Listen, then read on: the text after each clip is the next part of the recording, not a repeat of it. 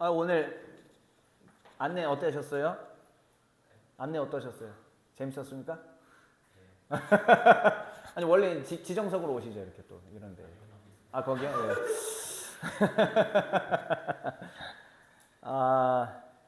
그 에어컨 누가 갖고 계세요? 만약에 좀 추운 것 같으면 알아서 좀 조절해서 성도들 감기 안 걸리게. 자, 오늘은 사도행전 2장 14절부터 21절까지의 말씀입니다. 사도행전 2장 14절부터 21절까지입니다. 네, 우리 한 절씩 저와 여러분이 교독하여 말씀을 읽도록 하겠습니다. 네, 본문 넘기는 거는 뒤에서 좀 넘겨주세요. 일단 본문. 베드로가 11사도와 함께 서서 소리를 높여 이르되 유대인들과 예루살렘에 사는 모든 사람들아 이 일을 너희로 알게 할 것이니 내 말에 귀를 기울이라. 때가 제3시니 너희 생각과 같이 이 사람들이 취한 것이 아니라 이는 곧 선지자 요엘을 통하여 말씀하신 것이니 일러스되 하나님의 말씀하시기를 말세에 내가 내 영을 모든 육체에 부어주리니 너희의 자녀들은 예언할 것이요 너희의 젊은이들은 환상을 보고 너희의 늙은이들은 꿈을 꾸리라. 그때 내가 내 영을 내 남종과 여종들에게 부어주리니 그들이 예언할 것이요 또 내가 위로 하늘에서는 기사를 아래로 땅에서는 징조를 베풀리니 곧 피와 불과 연기로다. 주의 크고 영화로운 날이 이르기 전에 해가 변하여 어두워지고 달이 변하여 피가 되리라. 누구든지 주의 이름을 부르는 자는 구원을 받으리라 하였느니라. 아멘. 종의 정신 강론 20번째 시간이고요. 작은 시리즈로는 성령과 종의 정신 3번째이자 아마 오늘이 마지막으로 할 듯 합니다. 모릅니다. 마음이 바뀌면 또 제 4탄이 또 될 수도 있고요. 근데 일단은 원래 생각한 것까지는 여기 3번째 시간까지가 딱 제가 생각했던 종의 정신 중에서 성령과 종의 정신 시리즈입니다. 복습을 한번 같이 해보죠. 지난 시간에 예수님께서 요단강에서 세례 요한으로부터 세례를 받으신 장면을 이야기를 했습니다. 그때 제가 어려운 하나의 새로운 개념을 좀 말씀을 드렸었는데 무엇이었냐면은 예수님은 새 출애굽의 지도자로서 그 일을 치르셨다라는 말씀을 드렸습니다. 옛 출애굽의 지도자는 누구였냐면은 누구였죠? 네, 이스라엘 나라 전체, 구약의 이스라엘이라는 나라가 곧 옛 출애굽의 지도자였죠. 그런데 여러분들 구약 성경 진행되는 과정들을 보시면 아시겠지만은 성공입니까? 실패입니까? 실패입니다. 그런데 이스라엘은 원래 해야 되는 일이 있었죠. 무엇입니까? 하나님의 창조 목적을 회복시키는 일을 해야 합니다. 등대의 역할을 해서 빛을 비춰야 하고 열방 가운데 야훼 하나님이 참된 하나님임을 밝히고 야훼가 세상을 지으셨던 그 뜻대로 세상이 진행될 수 있도록 만드는 게 누구의 역할? 이스라엘의 역할이었죠. 그런데 이스라엘은 우리가 잘 아시다시피 실패하게 되었던 것입니다. 그래서 하나님께서는 수많은 종들을 보냈다가 안 되니까 마지막으로 참된 종을 하나 보내셨으니 그 종이 누구였냐면 바로 하나님의 아들이었죠. 하나님의 아들이신 예수 그리스도께서 이 땅 가운데 오셨습니다. 그런데 그분은 요단강에서 세례를 받으심으로 이 사역을 시작을 하세요. 그런데 세례를 받을 때 무슨 현상이 있었냐면 성령이 비둘기와 같이 그에게 임하는 그 일이 있었던 것입니다. 저는 지난 시간에 많은 이야기들을 했지만 이것을 가리켜서 뭐라고 얘기했었냐면은 성령의 강림은 곧 메시아로서의 권능을 부여하시는 지점이다. 왜요? 그분은 이미 태어날 때부터 성령으로 태어나셨기 때문이죠. 그러니까 그분께서 구원받기 위하여 성령을 받으셔야 될 필요는 전혀 없었던 것입니다. 오히려 그 출생 시에 성령으로 말미암아 인류의 후손의 이 죄악의 오염들을 다 성화가 되어 거기에 영향받지 않고 성화가 되었고 모둠 토이 때 말씀드렸던 내용이죠. 성화가 되었고 그래서 그리스도께서는 이후에 메시아로서 사역하는 데 필요했던 권능을 부여받으셨다라는 것이 바로 요단강의 세례의 의미였었습니다. 그리고 이제 예수께서 하셨던 고차원적인 일, 축귀라는 얘기들을 제가 또 했었습니다. 예수께서는 권능을 부여받으신 이후에 하셨던 일이 뭐냐면 귀신을 쫓으시고 유대 광야에서 바로 이어졌죠. 그리고 그 이후에 치유 사역을 하셨는데 이 1차원적인 축귀와 치유, 즉 물리적으로 귀신을 쫓아내고 물리적으로 병을 치료해 주는 것이 우리 20세기까지의 우리 시대에도 아주 적확하고 적실한 적용이었다고 제가 말씀을 지난주에 드렸었습니다. 그런데 21세기 지금 현재 이 시대, 우리 시대에 예수님께서 권능을 받으시고 행하신 축기와 이 치유 사역은 어디로 이어져야 되냐면 개인의 내면의 영혼의 문제, 영혼의 병듦, 정신의 병듦, 그리고 사회 전체가 타락의 길로 가고 있는 여기까지 우리가 나아갈 수 있어야 되더라. 즉 사회가 타락돼가는 과정에서 우리가 신자들이 나서서 소금과 빛의 역할을 감당하며 나아갈 때, 신자들도 성령으로 충만해서 그 일들을 감당할 때 이것이 하나님의 선한 길로 인도될 수 있다라는 말씀을 드렸었습니다. 그래서 여기에 이어지는 말씀을 좀 드리자면 우리 시대의 개신교가 제시할 시대 정신, 이것도 지난주에 제가 말씀드린 내용이었습니다. 바로 하나로 압축해서 요약하자면 한번 따라해 볼까요? 종의 정신. 종의 정신. 그렇습니다. 제가 생각하는 우리 시대의 개신교가 새롭게 제시해야 될 시대 정신은 종의 정신이다라고 말씀드릴 수 있습니다. 신자들이 만약에 하나님의 종이신 예수 그리스도의 가르침을 잘 따른다면, 그래서 신자들이 하나님의 종이신 예수의 가르침을 잘 전한다면, 향기를 바라고 입을 열어 전하고, 그래서 많은 사람들이 영향을 받겠죠. 신자들의 착한 행실을 보고 누가 감동을 받습니까? 그렇습니다. 신자가 세상 속에서 영향을 끼칠 때에 비로소 우리는 시대 정신을 제시한다 만다라는 얘기를 할 수 있지 않겠습니까? 아무런 능력도 없이 아무런 영향력도 끼치지 않은데 우리가 무슨 거창한 시대 정신을 말하고 뭘 내세우고 이런 게 있을 수가 없습니다. 개신교가 만약에 주님의 정신으로 다시 무장하고 주의 가르침을, 천국 가르침을 이해하고 따른다면 그에 영향받은 신자들이 비신자들에게 영향을 끼치고, 비신자들이 예수님을 일단 믿던 믿지 않던 상관없이 예수께서 말씀하신 아름다운 질서가 세상 가운데 편만해지겠죠. 그래서 사회 전반이 예수님의 가르침으로 편만해져서 조금 더 주님의 성품을 닮아가는 사회로 변할 수 있게 된다는 말씀입니다. 물론 개인의 영혼의 구원과는 아직까지 직접적인 관련은 없긴 하지만 말입니다. 그러나 복음은 개인의 영혼의 구원 플러스 이 사회를 주님의 뜻으로 아름답게 만드는 것까지 해야 되기 때문에 저는 개신교가 제시해야 될 시대 정신은 곧 종의 정신 회복이다 라고 말씀을 드렸었습니다. 그리고 이제 오늘 지난주에도 말씀드렸던 오순절 성령 강림 시간을 우리가 배우도록 하겠습니다.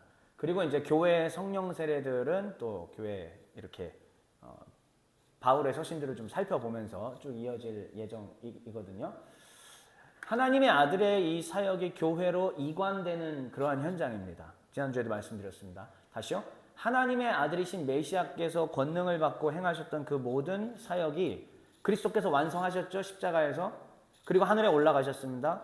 그리고 이게 당신을 따랐던 제자들에게 이관되는 바로 그러한 장면입니다. 저는 오늘 오순절 성령 강림에 대해서 아주 개략적인 내용들을 좀 살펴보면서 이게 어떤 의미를 갖고 있고 이것이 주의 말씀을 받들어 종으로 살고자 다짐하는 우리들에게 어떻게 적용을 해야 하는지 같이 생각해 보는 시간을 갖도록 하겠습니다. 그런데 문제가 좀 있습니다. 무엇이냐면 제가 막스 터너 박사의 그 책을 계속 탐독하면서 여러분들에게 최고 좋은 것들을 드리려고 하는데 아시다시피 이 시간은 신학 강의 시간은 아니고 주일 예배와 설교이지 않습니까? 그런데 생각보다 제가 참 반성을 많이 하게 됐습니다. 무엇이냐면 원래 보통 목회자들은 세상 모든 걸 다 아는 척을 하지 않습니까? 저희 같은 사람들이. 그런데 겸허하게 이 고백을 할 수밖에 없어요. 너무 방대합니다. 제가 그동안 알아왔던 성경 말씀, 제가 그동안 알아왔던 성령에 대한 것을 아득히 초월하는 그러한 내용들을 우리 막스터너 박사님께서 이제 잘 책으로 풀어내셨는데요. 그렇기 때문에 제가 결심을 하나 했습니다. 무엇이냐면 범위를 좀 좁히려고 생각을 해요. 왜냐하면은 성령이라는 전체 주제를 다루는 시간이 아니기 때문에 저희가 종의 정신이라는 세부 관점으로 가야 됩니다. 그래서 범위를 좀 좁히기로 결심을 했고, 성령 받은 주의 종들이 무엇을 강조하며 살았는지를 살피는 게 좀 더 중요하겠다. 그래서 어려운 내용들을 이제 오늘에서 이제 좀 정리를 하려고 생각을 하고요. 하지만 우리 종의 가족들에게 제가 약속드리는 것이 있습니다. 반드시 막스터너를 정복하겠습니다. 제가 2권이 있어요. 성령과 권능, 성령과 은사. 근데 제가 지금 보고 있는 게 성령과 은사인데 성령과 권능까지 다 독파를 해서 반드시 우리 성도들에게 가장 아름답고 선하고 좋은 것들을 최선을 다해서 엑기스를 발라서 여러분들에게 제공해 드릴 것을 약속을 드립니다. 자, 그렇다면 이제 오늘 시간입니다. 오순절의 성령 강림 시간입니다. 오늘의 초점은 이렇게 됩니다. 첫 번째 먼저 같이 읽어주실까요? 괄호 안에 있는 것까지 같이 읽어주세요. 시작. 유대교의 성령을 계승한 누가의 성령, 예언의 영. 그렇습니다. 무슨 소리인지 하나도 모르시겠죠? 네, 진짜 어려운 내용이더라고요. 그리고 이 내용을 설명한 이후에 오순절의 성령 강림 이 장면, 2장이죠. 사도행전 장면을 아주 짧게 요약을 좀 하고 오늘 본문을 살피면서 정리하도록 하겠습니다. 자, 그러면 바로 첫 번째로 시작을 하겠습니다. 유대교의 성령을 계승한 누가의 성령, 예언의 영. 이게 무슨 말이냐면은 어디로 가야 되냐면 기독교가 생기기 이전으로 가야 합니다. 여러분 잘 아시다시피 구약 성경과 신약 성경 사이를 뭐라고 부르죠? 중간기. 네, 중간기라고 부릅니다. 사실 중간기가 너무 중요한 것은 제가 늘상 말씀드렸다시피 유대교가 이때 형성이 되고 묵시 신학과 묵시 문학이 이때 발전이 되고 그게 기독교라는 것을 형성할 수 있는 토대를 마련을 해요. 또 거기에 이스라엘 유대인들이 가졌던 역사적 맥락 속에서 어떻게 하면은 우리가 하나님의 종으로 하나님의 나라로 회복할까 말까 이런 고민들. 근데 여전히 외세의 식민지. 이러한 여러 가지 과정들이 작용하면서 하나님을 더 알아가려고 하나님의 뜻이 무엇인지 발견하려고 아등바등 애를 썼던 시기가 중간기입니다. 그래서 우리가 흔히 계시가 끊겼던 시기라고 배우셨죠? 중간기를 400년의 시간 동안. 그거 아닙니다. 네. 굉장히 많은 계시가 발현될 수 있을 만한 엄청난 일들이 계속 이렇게 토양 그 뭐라고 해야 표현을 해야 될까요? 그게 자라날 수 있는 특히 신약의 그리스도를 준비시킬 수 있는 모든 엄청난 일들이 일어났던 때가 바로 중간기예요. 그런데 이 중간기 때 비로소 사람들이 이전에 있었던 이스라엘 역사를 자기네 나라 역사죠. 한번 쭉 돌아보고 예언자들이 이야기했던 이야기들을 쭉 돌아보는 시간들을 많이 가졌습니다. 이 당시에. 근데 보면은 여러분들 성경 읽다 보면은 구약에도 하나님의 영, 주의 영이 임하셨다라는 표현들 보신 적 있으시죠? 네. 근데 이 구약에 임했던 주의 영이 도대체 무엇인가? 라는 것들에 대해서 고민하고 생각하고 했던 게 바로 중간기 때도 엄청나게 많이 있었다라는 뜻이에요. 그렇다면 자, 여기 한번 볼게요. 중간기에도 유대교 사람들은 유대인들은 성령을 생각했습니다. 근데 그 성령을 뭐라고 인식을 했을까요? 여러분들이 한번 말씀해 주시죠. 네, 예언의 영으로 인식을 했다는 겁니다. 그러니까 우리도 지금 성령을 인식할 때 자신의 경험, 자기가 들어왔던 것에 기초해서 이런저런 얘기들을 하잖아요. 그런데 일단 이 유대교 사람들은 구약 성경을 근거로 해서 성령은 무엇이다라고 이들이 규정을 나름대로 내렸습니다. 여러 가지가 있어요. 근데 일단은 크게는 성령은 어떤 영이다? 예언의 영이다.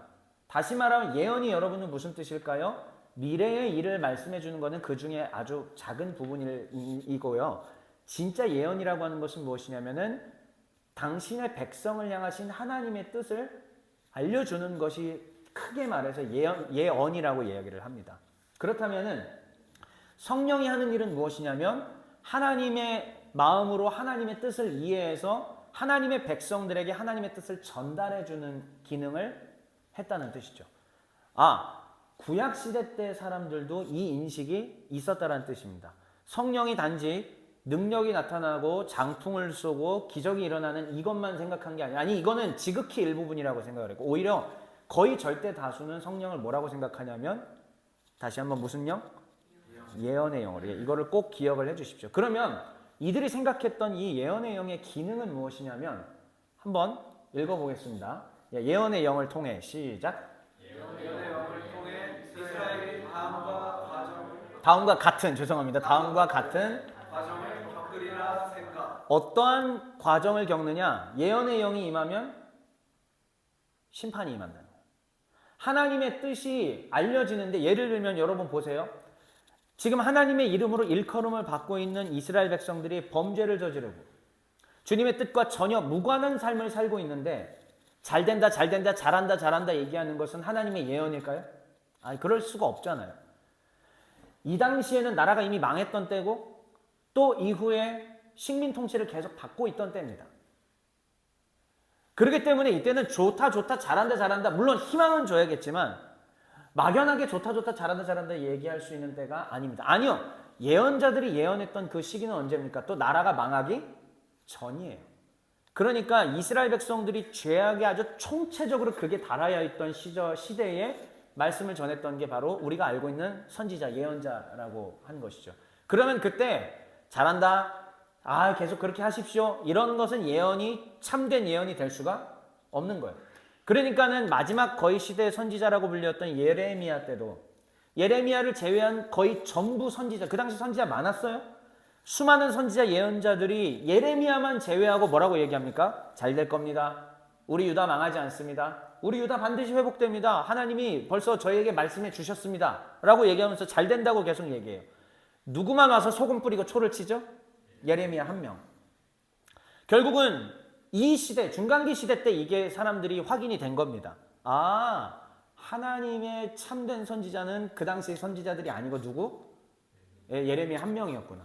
예레미야를 둘러싸고 공격했던 수많은 사람들은 다 참된 예언을 받지 못했구나. 예레미야만 참된 예언을 받았구나라는 것을 깨닫게 되었던 것이죠. 그러면 하나님의 참된 예언의 영이 임하면 무슨 일이 일어나는가? 심판의 메시지가 선포된다는 거예요. 그리고 이 심판의 메시지를 들었을 때에 어떤 일이 당연히 일어날까요? 회개를 하겠죠. 당연합니다. 과정이 그렇게 돼요. 성령이 임했을 때 여러분들 무슨 일이 벌어졌어요? 여러분 체험들 있으시잖아요. 어떤 일이 일어나요? 눈물, 콧물 흘리지 않습니까? 회개 안 하면은 정상이 아닙니다. 본질적인 존재론적인 의미에서도 죄를 회개하지 않을 수 없고, 도덕적 윤리적인 차원에서도 우리가 회개하지 않을 수가 없는 더러운 죄성을 가진 인간들이라는 게 너무 뻔하기 때문입니다. 누가 과연 자신할 수 있을까요? 그런데 이 회개가 있고 난 다음에는 그 다음 단계로 이어지는 게 회복이에요. 하나님께서는 다시 말하면 예언의 영을 보내주셔서 하시는 일이 무엇이냐면 회복시키시고, 회복된 이 이스라엘이 결국은 어떻게 된다? 변화를 일으킨다라는 것이 이 당시의 중간기 때의 사람들이 가지고 있던 예언의 영의 역할, 다시 말하면 성령의 역할이다라는 말씀입니다. 자, 그러면 우리가 지금 우리는 지금 뭘 통해서, 우리가 유대교 문헌에서 성령을 인지하고 있나요? 현재 저희가 인식하나요? 아니죠. 우리는 오직 뭘로 성령을 인식하죠? 뭘 보고? 성경. 오직 성경으로 우리는 하나님의 성령이 어떤 분인지 인식하고 있습니다. 맞습니까? 동의하십니까? 네. 여러분 경험들이 물론 있으시겠지만 그 경험조차도 뭐를 통해서 확인해야 돼요? 성경을 통해서 확인을 해야죠. 자, 그렇다면은 성령에 대해서 가장 풍성하고 가장 풍부한 정보를 우리에게 제공해주는 책이 어딜까요? 성경 중에서 당연히 구약보다 신약이겠고 어딜까요? 사도행전입니다. 자, 그렇다면 사도행전은 누가 기록을 했죠? 누가가 기록을 했습니다. 누가. 예, 아주 라임이 좋아요. 자, 우리 종의 가족 여러분들, 그러면 지금부터 제가 무슨 화면을 하나 보여드릴 건데 이제 잘 보셔야 됩니다. 글씨가 작기 때문입니다. 네, 글씨가 작아도 여러분들은 눈이 좋아서 다들 잘 볼 수 있으래요. 안경 꺼내세요, 빨리. 이제 노안이 오실 아직 나이는 아니신데 이제 안경 꺼내시고요. 자, 여러분, 성경 구절을 이제 사도행전 위주로 보여드릴 텐데, 사도행전을 다시 한번 누가 기록했다고요? 누가. 그렇다면은 지금 우리는 여러분 잘 보셔야 돼요.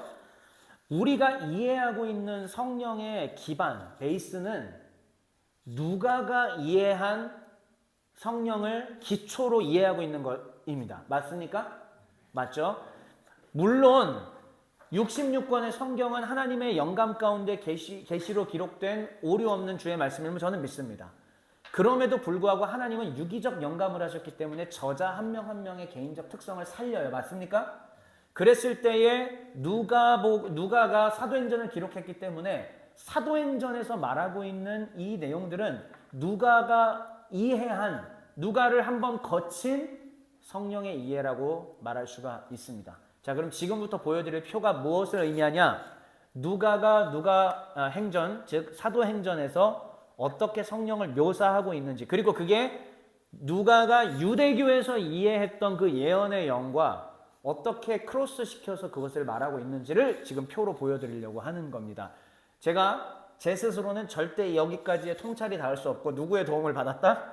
예, 막스 터너 선생님의 도움을 받아서 제가 여러분들에게 지금 이 귀한 정보를 드리고 있다는 사실을 기억을 해주시길 바랍니다. 아이고 작아라. 예. 작은데도 같이 한번 좀 보도록 할게요. 일단은 맨 왼쪽에 있는 이 소제목들이 무엇을 의미하냐면 당시에 유대교가 이해했던 예언의 영인 성령의 역할들입니다. 이해되세요? 자, 이거는 아직 기독교 전이에요. 기독교 전에 유대교가 이해하고 있던 성령에 대한 이해와 재밌는 것은 누가가 그것을 연결시켰습니다. 누가도 유대교에 이해했던 성령을 계승했어요. 딱 끊고 우리는 기독교와 유대교는 아무것도 완전 차이나 아니야 이게 아니라 당시의 중간기 때의 유대교가 이해했던 성령의 이해를 누가가 그대로 계승했습니다. 그 증거는 책에 있습니다. 책에 굉장히 방대한 유대문헌들이 있는데 일단 저희는 성경만 갖고 얘기를 할게요. 자, 첫 번째 일단 한번 읽어주시죠. 첫 번째 계시적 시작. 계시적 현상과 꿈의 저자. 성령은 무슨 일을 하시는 분이냐? 계시적 현상을 주시는 분이고 또 어떤 사람들에게는 뭐도 주시죠? 꿈을 주시죠. 개인적으로 저는 신비한 영적 체험이 거의 없는 사람이기는 한데 제가 전도사 사역을 막 시작했던 2008년 무렵에 정말로 예언적인 꿈을 많이 꿨습니다. 그때는. 그 이후로 꾸지를 않고 있습니다. 네, 하나님이 그렇게 하실 때가 있는 것 같아요. 아주 잠깐 시기 동안에 제가 정말 하나님께서 말씀해 주시는 특별한 예언적 꿈을 꿨는데 제가 그 꿈을 꾸면 얼마 안 있다가 그게 뉴스에 나와요. 신기하죠? 자, 그러면 그 이후에 계속 그런 일이 일어날 거라고 나는 은사를 받았나 보다 제가 생각을 했죠. 그런데 다시는 그런 일이 일어나지 않습니다. 그때 잠깐 저에게 하실 말씀이 있어서 주님이 하셨다. 일단 첫 번째, 계시적 현상과 꿈의 저자라는 게 유대교에서도 이해하고 있던 예언의 영의 기능이고 누가가 이걸 그대로 계승했습니다. 먼저는 소제목부터 하나씩 다 먼저 보고 성경 볼게요.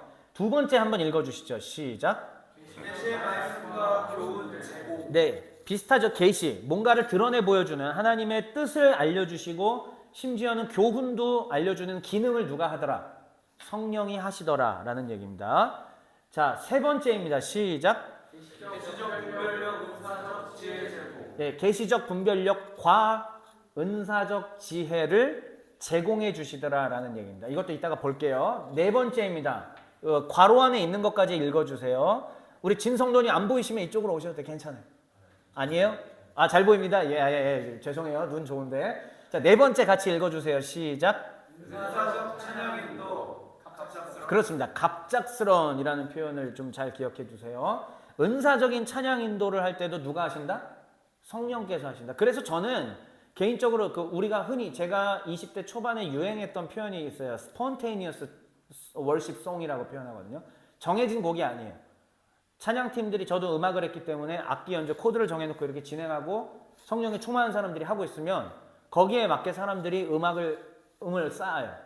그러면서 방언으로 찬양을 하기도 하고 아니면은 방언이 아닌 한국말로 찬양을 하는데 그 음악 안에서 그 골조 위에서 자기가 하나님께 표현하고 싶은 것들을 해요. 근데 무슨 일이 벌어지느냐? 치유가 임하고 회복이 있고 또 어떤 사람들은 쓰러지기도 하고 그런 일들이 일어납니다. 저만 안 쓰러져요. 나만 안 쓰러지고 다 쓰러지더라고요. 참 답답했습니다. 아무튼 다섯 번째입니다. 시작. 은사적 설교 증거 갑작스러운. 이것도예요. 준비되지 않은 상태인데 갑작스러운 설교를 하는 게 가능할까요? 가능합니다. 여기 체험자잖아요. 제가 개인적으로 하여튼 여러 군데에 있었습니다. 그때 갑자기 하나도 준비 안 된 상태인데 하나님의 성령이 강하게 마음을 감동시키셨을 때 뭔가 나가는데 주로 예언서 부분들을 저도 모르게 막 피면서 그냥 막 설교를 하고 하나도 준비 안 됐는데 40분, 50분, 1시간을 설교하고 있는 모습. 충만해지고 모두가 회개하고 모두가 뜨거우며 모두가 눈물을 흘렸던, 심지어는 제가 교회 사역을 하면서 그랬던 적이 있습니다. 강도사 시절인데요. 제가 준비된 설교를 하지 않고 갑자기 올라가기 5분 전에 뒤엎어버리고 새로운 걸 한 적도 있어요. 그때 성령이 그렇게 마음에 강권적으로 역사하실 땐 그렇게 합니다. 하지만 어지간해서는 그런 일이 없습니다. 그렇게 한 적이 한두 번밖에 안 돼요. 그러니까 이것도 흔치는 않은. 자, 이 5가지에 대한 내용들이 이미 유대교로에도 다 되어 있는 내용들입니다. 유대인들이 기독교가 만들어지기 전부터 이미 성령에 대한 이해를 이렇게 하고 있었어요. 근데 누가는 이걸 지금 제가 왜 설명드리냐? 누가는 이 이스라엘에게 있었던 성령의 이해가 교회에게 계승되었다는 것을 지금 설명하고 싶은 거예요. 이해되십니까? 예수를 믿는 우리 나사렛 교동들은 지금 현재 이스라엘 백성들 사이에서 기독교인들은 뭐예요? 이단인 거예요. 그런데 누가가 하고 싶은 얘기는 이거죠. 우리 나사렛 교도들은 과거 이스라엘을 계승한다. 이스라엘 구약 때 말씀하신 하나님의 성령을 계승하고 더 나아가서 완성된 것이 곧 우리다. 하나님의 역사는 교회를 통해서 완성되었다라는 것을 누가가 굉장히 강조하고 있는 부분인 것이죠. 자, 그렇다면 이제 한번 볼게요. 계시적 현상과 꿈의 저자로서 사도행전 2장 17절. 우리가 이거는 좀 속도를 내서 빨리 읽어보겠습니다. 시작. 하나님의 말씀하시기를 말세 내가 내 영을 모든 육체에 부어주리니 너희의 자녀들은 예언할 것이요 너희의 젊은이들은 환상을 보고 너희의 늙은이들은 꿈을 꾸리라. 1장 27절이 아니라 2장 27절입니다. 네. 오늘 본문이기도 이제 하죠. 말세에 내가 내 영을 모든 육체에게 부어주리라. 이거는 어디를 인용한 부분일까요? 이 뒤에 얘기하겠지만 구약 성경입니다. 요엘서의 부분을 인용한 거예요. 요엘서의 말씀을 인용하는데 구약의 요엘 선지자 예언자가 이미 뭐라고 얘기해놨느냐? 종말의 때가 이르면은 그 종말의 때에 하나님께서 하나님의 영을 모든 육체에게 부어주리라 라고 얘기하신 거죠. 베드로가 이 설교를 시작하기 직전에 무슨 일이 있었습니까? 오순절에 성령이 강림한 사건이 있게 된 것이죠. 설명하는 겁니다. 성령 강림의 그 사건은 바로 뭐냐? 이때 지금 예언했던 그게 성취된 것이다 라고 얘기해요. 계시적인 현상, 그리고 너희의 늙은이들은 뭐를 꾸리라? 꿈을 꾸리라. 젊은이들은 뭐를 보리라? 환상을 본다. 꿈에 대한 이야기, 성령께서 주시는 것들은 바로 이런 것들이다 라는 말씀입니다. 두 번째예요. 계시의 말씀과 교훈 제공에 대해서는 사도행전 1장 2절과 16절의 말씀을 한번 읽어보겠습니다. 시작. 그가 택하신 사도들에게 성령으로 명하시고 승천하신 날까지의 일을 기록하였노라. 택하신 사도들에게 뭘로 명하시고? 성령. 네, 성령께서 말씀하신다는 거예요.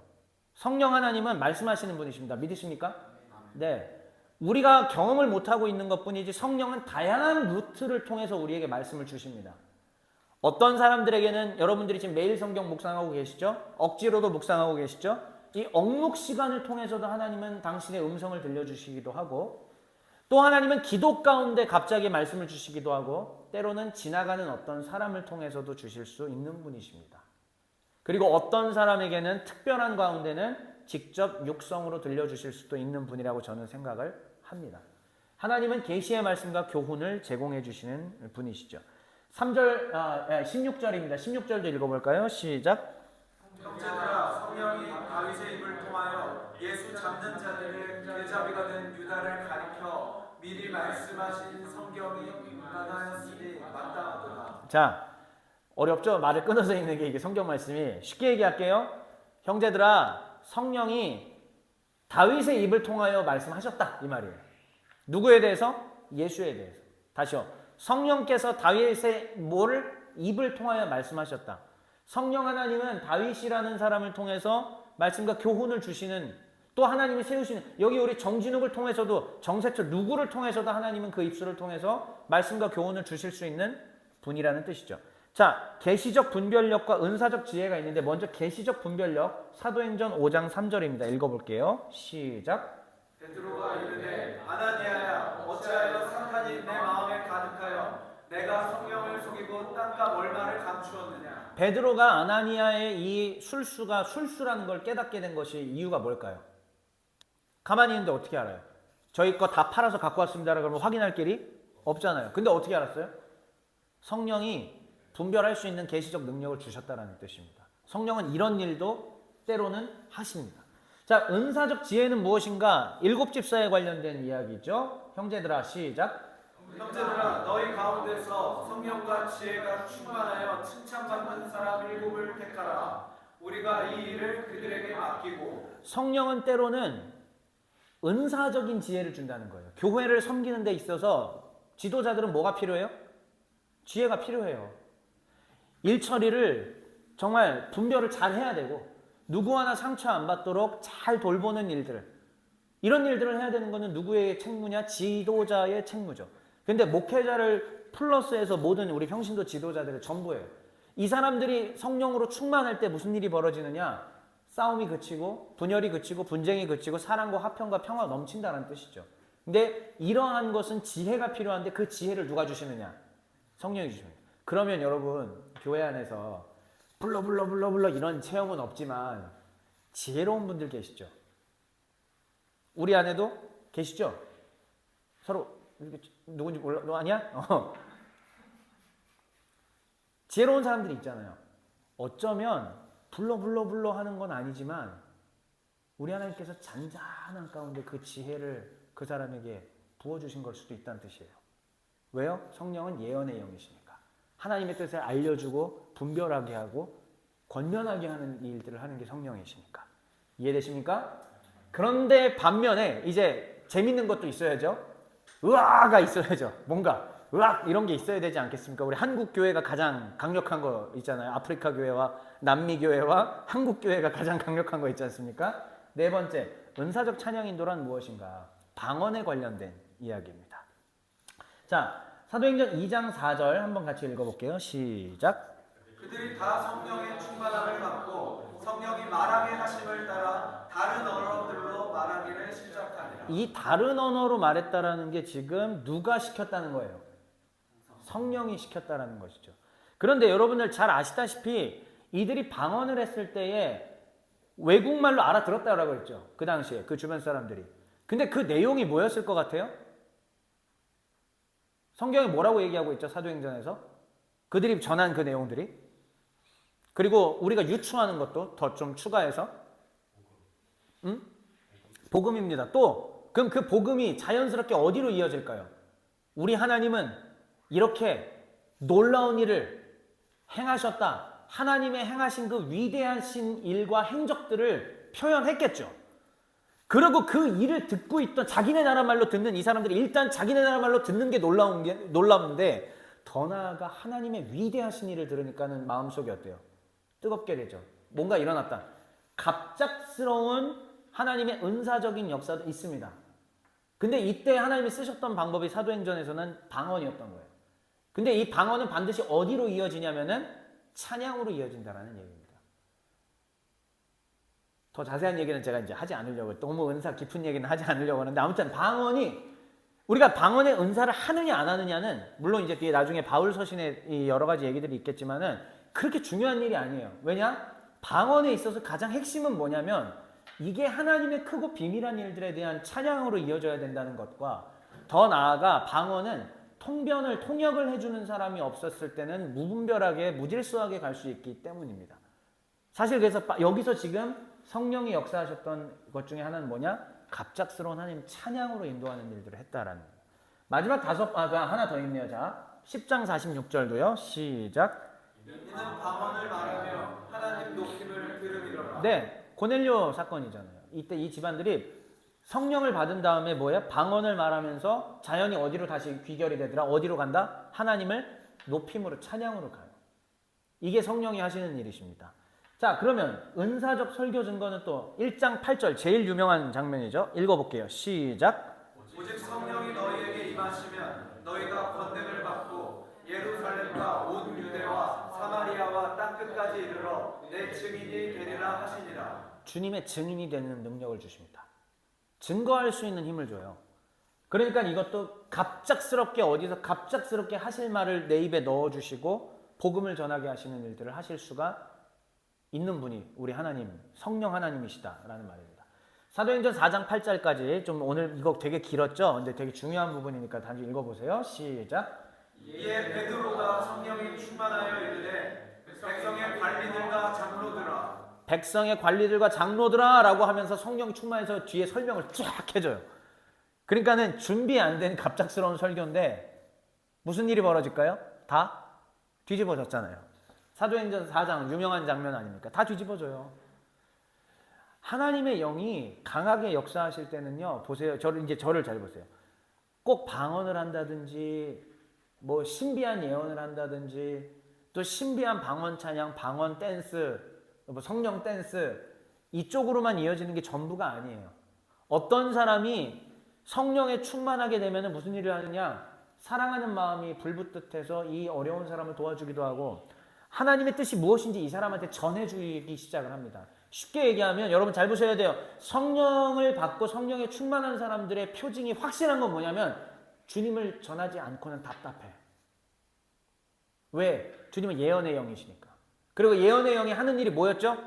심판, 회개, 회복. 한 영혼들을 회복의 길로 인도해 주는 것이 성령의 예언의 영으로서의 성령의 일이란 말이에요. 그럼 우리가 그 성령으로 우리가 동일하게 받았다면 우리도 어디로 가야 됩니까? 하나님의 뜻을 알려주고 어떻게든 하나님을 알게 해주고 어떻게든 하나님을 믿게 해주고 어떻게든 예수로 말미암는 죄사함을 가르쳐주고 싶은 마음으로 불붙듯 해야지 그게 정상이라는 거예요. 보시죠. 그러면 오순절 성령 강림이 어떻게 이루어졌는지. 첫 번째, 오순절에 성령이 강림했습니다. 메시아적 특별 표징으로서 방언이 임하기도 했습니다. 근데 말 그대로 이거는 특별이에요. 자, 이스라엘을 회복시키는 새 시대가 왔다라는 증거였습니다. 예언자들이 뭐라고 예언했습니까? 마지막 말세, 우리 아까 요엘서에도 말씀 뭐였죠? 마지막 때, 말세에 얘기했죠? 수많은 예언자들이 뭐라고 얘기했냐면은 그때에 왕권 통치, 진짜 다윗의 왕권 통치가 제대로 서는 날이 올 건데 그날이 되면은 무슨 일이 있을 것이다. 주의 영이 오신다라고 얘기하고 있어요. 이사야 32장인지 5장인지 제가 지금 기억이 정확하지 않습니다. 이사야 30장 때에도 그 말이 있고요. 보라, 한 왕이 서실 것인데 그때에 주님의 영이 임할 것이고 회복이 있게 될 것이다라고 얘기를 하고 있어요. 그 이외에 우리가 너무나 많은 것들을 알고 있지 않습니까? 이사야 우리가 계속 살펴봤던 61장에도 주여 여호와의 영이 내게 임하셨으니 이는 가난한 자에게 우리 계속 살펴보고 있던 내용 아닙니까? 여러분, 오순절에 성령이 임했다는 것은 무엇이냐? 그리스도로 인한 새로운 다윗의 왕권 통치가 임했다는 뜻이고 그게 누구를 통해 이루어졌느냐? 바로 예수 그리스도를 통해 이루어졌다는 뜻입니다. 그러니까 오순절의 성령 강림은 바로 이런 의미죠. 그런데 베드로가 그거를 해설을 해요. 구약의 예언이 실제로 실현된 거다. 예수님은 곧 뭐다? 읽어주시죠. 예수님은 곧 새 시대의 메시아다. 봐라, 구약이 지금 성취되었으니 왕이 다윗 왕권이 회복되면은 그때 주의 영이 임한다고 그랬고 지금 너희가 본 이 일이 뭐냐? 바로 다윗 왕권이 지금 회복됐다는 증거다. 이게 뭐냐? 메시아가 지금 이 땅 가운데 오셨다는 뜻 아니겠느냐? 즉 이분이 진짜 이스라엘을 회복시키신 위대한 지금 일을 하신 거 아니겠느냐라고 베드로가 성령에 갑자기 충만해가지고 예언적 설교를 막 하기 시작을 했던 것이죠. 자, 이 설교를 듣고 나니까는 37절의 반응이 어땠어요? 청중들이? 여러분 같이 읽어주시죠. 탄식하면서 시작. 어찌할꼬. 어이할꼬. 그러면 이제 알아버렸는데 우리 어떻게 하면 좋겠습니까? 그때 베드로가 강력하게 뭐라고 선포했죠? 그러므로 주 예수 그리스도의 이름으로 말미암아 너희가 회개해서 뭘 받으라 먼저? 세례를 받고 죄사함을 받으라. 그리하면 뭘 받으리니? 성령의 선물을 받으리니 이것은 모든 신자들에게 약속된 것이다 라고 얘기를 하는 것이죠. 자, 구약에 임했던 바로 그 예언의 영, 그게 지금 하나님의 아들이신 메시아에게 부어졌는데 하나님의 아들에게 부어진 이 하나님 아들 메시아에게 부어진 영이 그를 따르는 모든 신자들에게도 임하게 될 것이다 라고 베드로가 지금 약속을 해주고 있는 것입니다. 그랬을 때에 교회가 형성이 된 거고 물건을 서로 통용하고 나누고 베풀고 이런 일들이 일어나게 된 것이죠. 천국이 예수께서 말씀하셨던 그 천국 공동체의 천국 복음과 가르침이 어떻게 된 거예요? 일어나기 시작한 거죠. 언제? 성령이 강림하셨을 때. 자, 이때 이제 세 번째 마지막으로 본문을 살핍니다. 다시 한번 우리가 오늘 읽은 17절부터 21절 말씀을 볼 건데요. 베드로의 요점은 무엇인지, 그리고 베드로가 말한 성령의 특징이 무엇인지 생각을 먼저 한번 하시면서 이 본문을 다시 한번 소리내서 읽을게요. 다시 한번요. 베드로가 말하는 요점은 무엇인지, 그리고 베드로가 말한 성령의 특징은 무엇인지 한번 보겠습니다. 자, 한번 같이 읽어볼게요. 시작. 베드로가 요한 사도에게 서서 소리를 높여 이르되 유대인들과 예루살렘에 사는 모든 사람들아, 이 일을 너희로 알게 할 것이니 내 말에 귀를 기울이라. 때가 제3시니 너희가 생각과 같이 이 사람들이 취한 것이 아니라 이는 곧 선지자 요엘을 통하여 말씀하신 것이니 일렀으되. 자, 다시 한번요. 베드로의 요점이 뭔지 생각해 보세요. 그리고 성령의 특징입니다. 요엘 선지자를 통해서 말씀하신 것이 이루어진 거다라고 지금 베드로가 얘기를 하고 있어요. 자, 하나님이 말씀하시기를 시작. 하나님이 말씀하시기를 말세 내가 내 영을 모든 육체에 부어주리니 너희의 자녀들은 예언할 것이요 너희의 젊은이들은 환상을 보고 너희의 늙은이들은 꿈을 꾸리라. 그때 내가 내 영을 내 남종과 여종들에게 부어주리니 그들이 예언할 것이요 또 내가 위로 하늘에서는 기사를 아래로 땅에서는 징조를 베풀리니 곧 피와 불과 연기로다. 마지막 때에 즉 메시아께서 오시는 그 순간이 될 때, 새 시대가 올 때 무슨 일이 벌어진다고요? 하나님의 영을 모든 육체에게 부어준대요. 그런데 재밌는 건 먼저는 한 왕이 설 것이고 그 왕에게 먼저 성령이 부어진다. 그 다음에 요엘은 뭐라고 얘기하느냐? 그때에 그 이후에 모든 육체에게도 부어질 것이다. 그러면 이게 이 당시에 구약의 특징으로는 이게 무슨 영이에요? 우리가 지금 배운 바 예언의 영입니다. 예. 그러니까는 예언의 영이 임하니까 너희 자녀들이 뭐 할 것이다. 동일하게 예언할 것이고. 자, 남종과 여종들에게 부어주니 그들이 뭐 할 것이다. 예언할 것이다. 하나님의 뜻을 분별하고 하나님의 뜻을 깨닫고 하나님의 뜻을 이해해서 만나는 사람들마다 이게 새 시대가 왔다. 이게 진리다. 지금 우리에게는 그게 누구예요? 예수 그리스도이시라는 말이죠. 예수 그리스도께서 오신 것은 새 시대를 가지고 오신 것이고 완성된 하나님의 나라를 가지고 오신 것이고 그리스도로 말미암아 천국의 질서가 임하게 될 것이다. 그런데 이것을 우리에게 어떻게 깨닫게 하시느냐? 바로 성령이 우리에게 부어지시면 그 일이 일어난다라는 뜻입니다. 자, 20절 21절 같이 계속 읽습니다. 시작. 주의 크고 영화로운 날이 이르기 전에 해가 변하여 어두워지고 달이 변하여 피가 되리라. 누구든지 주의 이름을 부르는 자는 구원을 받으리라 하였느니라. 아멘. 이 이후에도 사실 많은 내용들이 계속 다 봐야 되지만은 뭐 시간 관계상 그럴 수 없어. 딱 여기까지만 했어요. 결국은 말세에 메시아께서 먼저 성령을 받으시고 그를 따르는 사람들이 이제 모든 사람들이 성령을 받게 되죠. 그 결과가 21절입니다. 노란색이요. 다시 읽어. 노란색만 시작. 누구든지 주의 이름을 부르는 자는 구원을 받으리라. 이제는 주님의 성령이 모든 사람에게 임해서 이 모든 사람들에게, 즉 유대인을 넘어 서는 개념이겠죠. 이해되십니까? 이해되세요? 원래 그냥 구약적인 차원에서는 이게 유대인이었겠죠. 이스라엘이었겠죠. 그런데 사도행전은 우리에게 뭘 더 가르쳐 주냐면 이스라엘이라고 불리는 사람들만이 아니라 더 넘어서는 새 이스라엘에게 이 구원의 역사가 임할 것이다. 그게 누구냐? 교회라는 겁니다. 교회가 얼마나 영광스러운 부름인지 그래서 이해하시겠습니까, 이제? 우리가 어렸을 때부터 나서 자랐던 그 교회가 이렇게 존귀하고 이렇게 영광스러운 공동체인 거예요. 하나님의 예언의 영을 가지고 있는 공동체가 교회입니다. 그런데 말로 이름만 교회 건물 지어놓고 교회라고 해서는 교회가 될 수가 없는 거예요. 뭐가 있어야 되냐?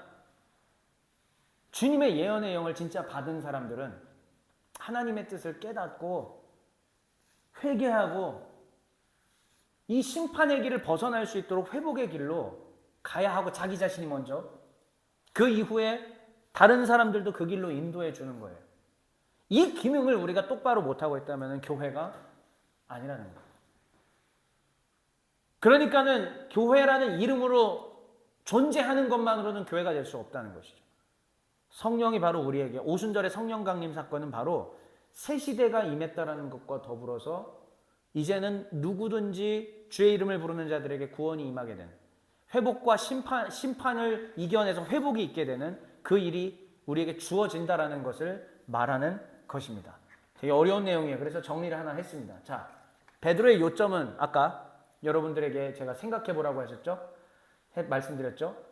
오순절의 사건은 곧 구약 예언의 성취라는 것이 베드로의 요점입니다. 베드로가 말하고자 하는 논지는 지금 우리에게 일어난 이 사건은 요엘서에 기록됐던 그 일이 일어난 것이다. 자, 그 다음 두 번째, 성령이 임하면은 뭐가 일어난다? 예, 그 예언은 뭐죠? 괄호 열고 네, 하나님의 뜻이 계시된 거예요. 하나님의 뜻을 알려주는 거. 그걸 알아야 회개를 하든가 말든가 할 거 아니에요. 그러니까 하나님의 뜻을 깨닫게 되고 깨달으면 복음을 전파하게 되고 복음을 전파하는 과정 가운데 성령의 충만해서 신비한 영의 역사도 있게 되더라라는 겁니다. 방언과 그 방언은 곧 찬양으로 이어지는 그리고 더 나아가서 뭐가 임할 것? 구원이 임할 것이라는 게 바로 베드로가 이 사도행전 2장을 통해서 우리에게 주고자 하는 요점입니다. 그렇다면 베드로가 말한 성령의 특징은 무엇입니까? 첫 번째, 괄호 안에 있는 것까지 다 읽어주세요. 시작. 이스라엘을 회복으로 인도하 네. 예언이요. 이스라엘을 회복으로 인도하는 겁니다. 누가는 처음부터 성령을 유대교에서 믿고 있었던 예언의 영과 연결지어서 믿고 생각을 했습니다. 그리고 그 예언의 영이 어디로 계승이 되느냐? 바로 오순절의 성령 강림으로 계승하고 있다는 것을 가르쳐 주었죠. 자, 그렇다면 이 예언의 영이 이스라엘을 이제 어디로 인도하냐면 구원으로 인도하게 될 것입니다. 회복의 길로 인도하게 될 것입니다.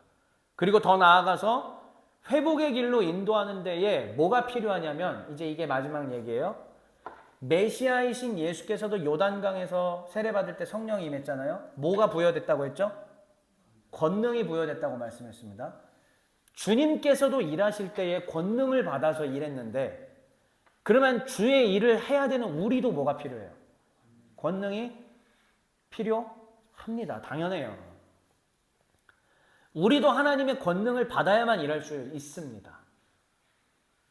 그러니까 주의 복음을 전하는 일을 하고 싶은 사람들은 이걸 사모해야 돼요. 기도해야 하고 그리고 우리 하나님께서 나를 통하여서 그 일을 하실 것을 바라면서 주님 나에게 권능을 더하여 주시옵소서. 이후에 주의 종들에게 임하는 성령 강림 사건들, 성령이 임하는 성령 세례 사건들은 권능이 부여되는 사건들이기도 하다는 것을 꼭 여러분들이 기억해 주십시오.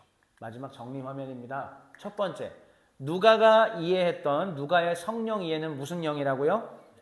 예언의 영입니다. 또한 이 예언의 영이 우리에게 뭐도 부여해 준다?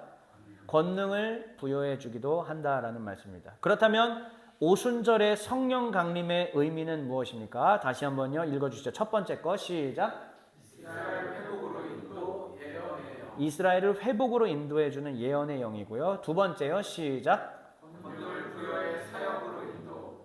예수님 세례 때 권능 부여 영이요. 네, 권능을 부여해서 우리로 하여금 주의 일을 할 수 있도록 인도해 준다라는 말씀입니다. 굉장히 어려운 내용 잘 배우고 잘 견디셨어요, 여러분들. 이제 이 어려운 내용들을 이제 다 끝났어요. 다 끝났는데 이 어려운 내용들을 이제 여러분들이 배우셨잖아요. 이제부터는 그래서 제가 목회자로서 여러분들에게 권면하는 것은 무엇이냐면 성령이 어떻게 인지되고 있는지를 교회사적으로 지금 살피신 겁니다. 성령은 예언의 영, 우리에게 하나님의 뜻을 계시하고 회복으로 인도해주는 영이시다라는 것을 배웠잖아요. 그러면 이제 우리가 앞으로 성령 하나님을 의지하면서 성령과 함께한다는 것은 방향이 어디로 가야 될까요? 주님 내 영이 회복되게 하옵소서가 1차이고요. 2차는 어디로 가야 되냐면 나를 만나는 사람들마다 뭐가 있게 하옵소서. 회복이 있게 하옵소서. 이 길로 가는 게 바로 우리가 성도들이 해야 할 마땅한 일입니다. 또한 권능을 주신다고 말씀하셨잖아요. 권능을 주시는 영이 성령이라고 하셨잖아요. 그러니까 내가 더 나아가서 정말 복음을 잘 전하고 싶고 뭔가를 하고 싶으면 노력을 해야 합니다. 첫째는. 그런데 그 노력하는 과정 속에서 하나님 앞에 간구할 때에 우리 하나님께서 뭘 더하여 주신다? 권능을 더하여 주신다는 뜻이죠. 그러니까 이때는 사모함이 있어야 돼요. 하나님 앞에 달라고 해야 되고 간절히 사모합니다라고 기도하고 간구할 때에 하나님께서 나에게 주의 일들을 분별하고 할 수 있는 능력을 주시더라라는 말씀입니다. 바라옵기는 종의 가족 모든 분들이 성령 충만함 받고 회복의 길로 사람들을 인도해 주며 권능 받아서 주의 일들을 동참할 수 있는 모두가 되시기를 주의 이름으로 축원합니다.